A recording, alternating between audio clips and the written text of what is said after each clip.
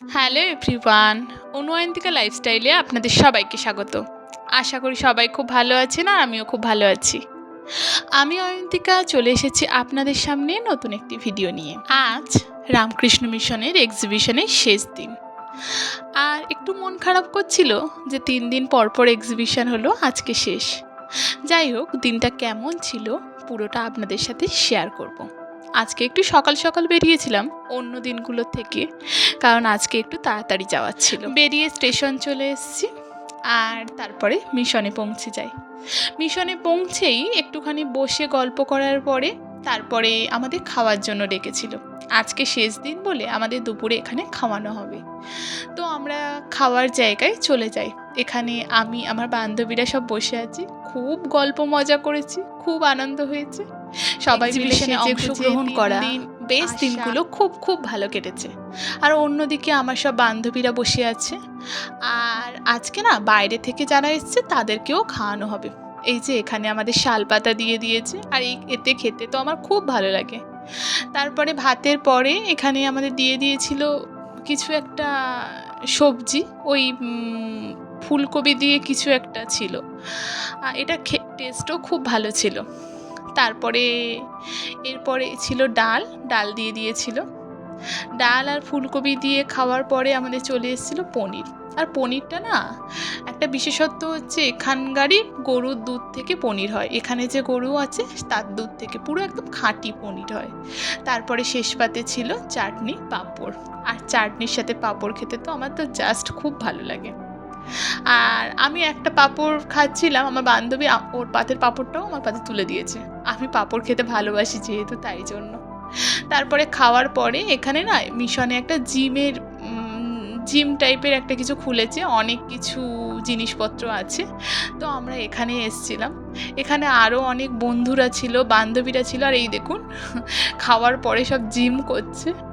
আর আমার অত এনার্জি ছিল না, আমি এখানে বসেছিলাম। আর এই যে দেখুন, এটাও একটা বন্ধু। এরপর আপনাদের একটা নতুন জিনিস দেখাই, চলুন। এই সব করার পরে আমরা উপরে একটু রুমে যাই এক্সিবিশনের জন্য। হ্যাঁ, ওলকপি, তারপরে ফুলকপি, নিচে আসি। আর নিচে দেখুন বাঁধাকপি নেই, বাঁধাকপি আছে। হ্যাঁ হ্যাঁ, এটা হচ্ছে ফুলকপি, শিম, হ্যাঁ এটা ওলকপি আছে, আর এটা ওলকপি, হ্যাঁ, এই পাশেরটা বাঁধাকপি। বাঁধাকপি। বিভিন্ন রকমের চাষ করতে যন্ত্রপাতি হ্যাঁ, যন্ত্রপাতি দিয়ে অনেক চাষ আছে। আচ্ছা। এখানে বিভিন্ন মশলা। না, বিভিন্ন দানা, বীজ, ধনে। ও আচ্ছা আচ্ছা, মুরগি। কি আছে বলেন? আচ্ছা, এগুলো আপনার বরবটি, এগুলো আপনার তিল, মানে এগুলো তিসি, যদিও আচ্ছা। এগুলো তিসি। আর এটা পালং শাক, হ্যাঁ, এটা তিসি, আচ্ছা এটা ধনে আর কি, ধনে বীজ, ধনে কিছু দানা যেগুলো, এগুলো হচ্ছে ওই চাল কুমড়ো। আচ্ছা, এগুলো এটা হচ্ছে মুরগি, হ্যাঁ আর এটা হচ্ছে মুরগ। হ্যাঁ। কি করে বুঝবো? এই যে ঝুঁটি আছে, এই ঝুঁটি নেই। আচ্ছা, এটা হচ্ছে রোড আইল্যান্ড প্রজাতির, ওই যে ছোট ছোট বাচ্চাগুলো দেখছেন, হ্যাঁ ওই প্রজাতিরই মডেল এগুলো, মুরগ আর মুরগি। আচ্ছা, আর এই 4 প্রজাতির গরু আছে এখানে, যে দেখতে পাচ্ছেন। তার মধ্যে এর নাম হচ্ছে হলস্টিন ফ্রিজিয়ান। এই যে, আর এটা আমরা মসুর চুন্নি, এটা মুখ চুন্নি, আর এটা ভুট্টা আছে। এরা ব্লাইন্ড, এরা এখান থেকে ট্রেনিং নিয়ে তারপরে এখানেই থাকে, এখানেই কাজকর্ম করে, এখানকার বাগানেই কাজকর্ম করে, এখানকার বাগানেই পশুপালন করে, এখানেই থাকে। আর ওদের জিনিসপত্রগুলোও দেখলেন আপনারা। তারপরে আরও একটা জায়গায় এসেছিলাম, এখানে বেলুড় মঠের একটা মডেল বানানো হয়েছে, বিভিন্ন ছাত্রছাত্রীরা মিলেই বানিয়েছে। এই ঘরটাও আগে আসা হয়নি। আরও অনেকগুলো ঘর ছিল, আমি ভাবছিলাম কোনটা আমি মিস করে যাচ্ছি, কারণ শেষ দিন তো অনেক কিছু দেখারই বাকি ছিল। আগের দিনগুলোতে ভাবতাম যে পরের দিন এসে দেখবো, পরের দিন এসে দেখবো, আর আজকে তো শেষ। তারপরে এখানেও দেখুন কত কি করেছে। কি বানানো হয়েছে? এটা হচ্ছে নিরক্ষীয় অঞ্চল।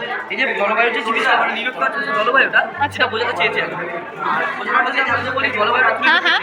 মানে আমাদের নিরক্ষীয় অঞ্চলে যে জলবায়ু যে জিনিসটা, সেটা এখানে রয়েছে। আচ্ছা আচ্ছা আচ্ছা।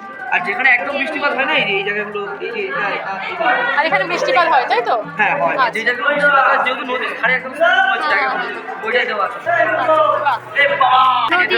নদী, বাংলার নদী, এটা উত্তরবঙ্গ, এটা দক্ষিণবঙ্গ।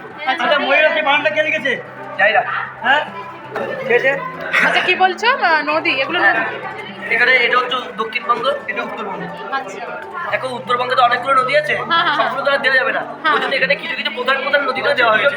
যেরকম সবার তো এক্সিবিশন, আবার সাথে সাথে আপনারাও দেখলেন যে কারা কি বানিয়েছিল।